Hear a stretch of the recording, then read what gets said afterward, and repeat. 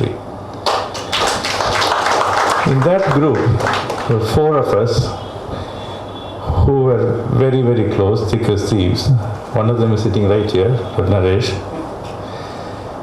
Mohan, and the other one, Dr. Nandagopal, is a very internationally renowned plastic surgeon in Canada. The four of us stuck together. We went through the ups and downs, and believe me, there were quite a few downs, more downs than ups. There are many interesting times when we shared difficult problems. We supported each other during times of their romances. In fact, we used to give him ideas about how to deal with Rama. Not very successfully though. But then this book is much more than all that. I was thinking about it, and then, I realized what it was. It was not spelt by Mohan, but was conveyed by Mohan almost every page. When we entered medicine in 71, none of us thought we were going to be part of an industry.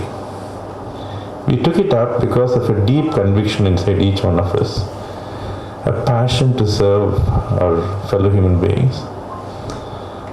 It was a vocation, it was a calling. And then we became doctors, and somewhere along the line, suddenly we found that we were part of an industry. We were not prepared for it. In fact, had we told our eminent mentors, people like Dr. Angabashyam, Professor B. Ramurthy, Professor K.V. Thiruvengdam, that we were going to be part of an industry, they would have probably thrown us out of the class. And we had a stark choice. Either we had to plod on and make a success out of ourselves in this changed scenario, or we became Jurassic. It's just one of these two choices. And some of us struggled, but we tried to make a success out of our lives. And no better example than Mohan. And this conflict of his heart and his head comes through in every chapter.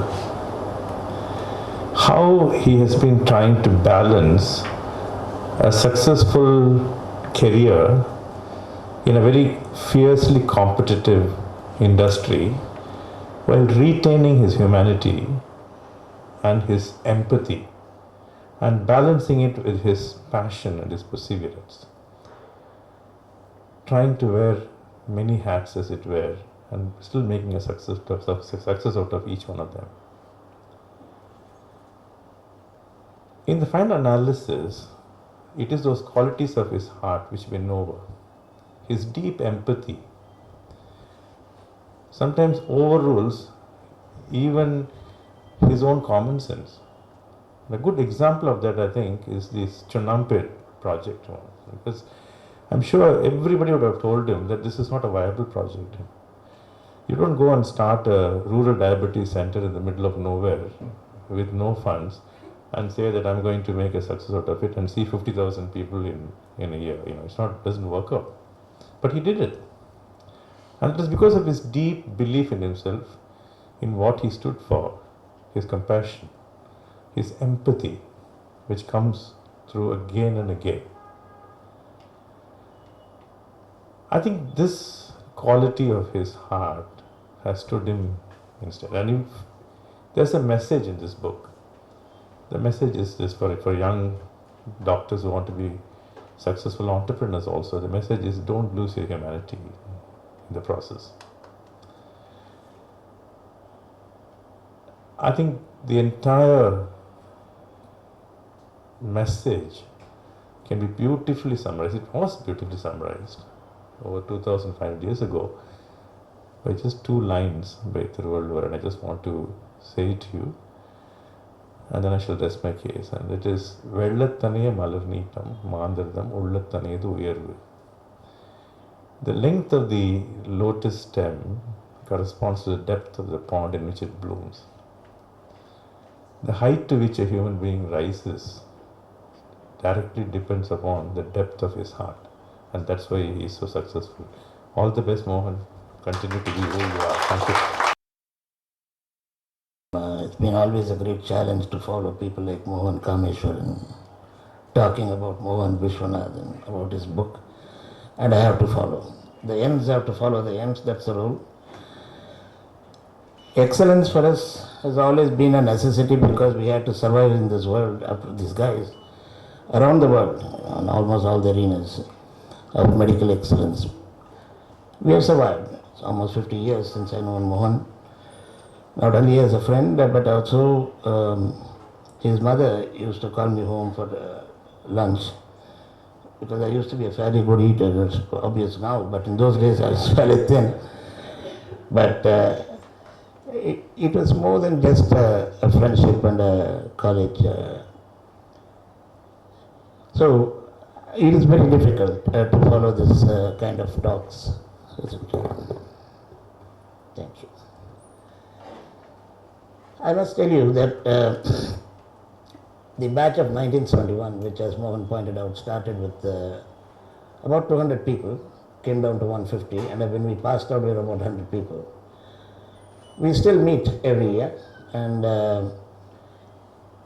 this year has been a very bad year. February, I think just about last week, we should have met for our 50th get-together. Unfortunately, it didn't happen.